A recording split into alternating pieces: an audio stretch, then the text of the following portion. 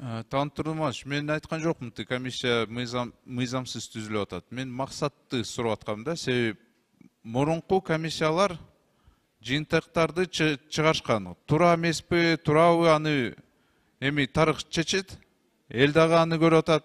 Бирок бул жерде максатты айтыш керек да. Же мурунку комиссиялар туура эмес иштеди, ошон үчүн биз дагы комиссияны түзүп атабыз.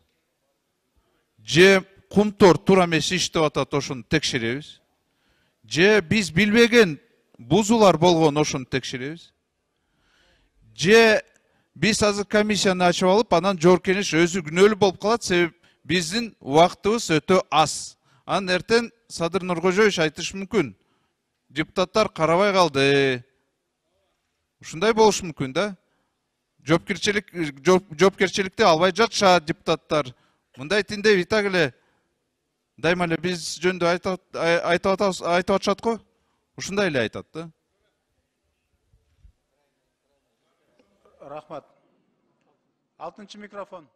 Урматтуу төрага, негизи регламент боюнча комиссия пропорционалдык негизде көчмөк. Бизден 4, буяктан 3, 2, 1 болчу да. Бул эми капыстан чыгып эле кумтор боюнча түзүлүп атпайбы? Кумурдан чечилип калган экен. Мындай болбош керек да. Регламентти сакталыш керек болчу. Эмне үчүн ар бир фракциядан бирден болуп атат? Эмне үчүн кумурундан эле аталып калган? Эмне үчүн капысынан түзүлүп атат? Негиздеген жок, айтыш керек болчу да. Кандай вопростор болуп атат? Мурун убактылуу депутаттык комиссия боло турган болсо, анда 12 депутат иш алып барыш керек болчу. Азыр 6 депутат. Бул канчалык негизде, анан айтып атпайбы, элдердин талабы болуп атат, күндөн күнгө маселе көтөрүлүп атапчы. Биз билебиз да, 2012 жылы мамлекеттик дагы убактылуу депутаттык комиссия түзүлгөн. Бирөөнүн Сариев жетектеген, бирөөнүн Жапаров Садыр Нуркожоевич жетектеген болчу. Ошол комиссиялардын аткарылышы боюнча биринчи угуп алып туруп, анан неме кылсак болмок да. Бул эми капыстан түзүлүп атат. Бул оюн болуп атат. Мен ошон билгим келип атат. Давайте мурункудай регламент боюнча бизден СДПКдан 4-өө кирсин, республика Ата-Жыртан 3-өө кирсин, Кыргызстандан 2-өө кирип, анан тиги фракциядан бирден кетчү. Ошондой тартип менен кетпекпи? Же мен сен азыр коомчулукта ар кандай бүдөмүк ойлоп чыгат, ушул жагын карап койсоңуз. Оюм ушул.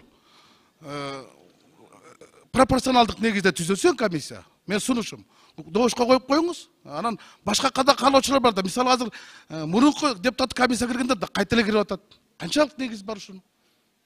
Ошон үчүн мурункудай эле регламент боюнча 12 кишиден комиссия түзүлсүн деген мен сунуштумду добуш коюп коюңуз.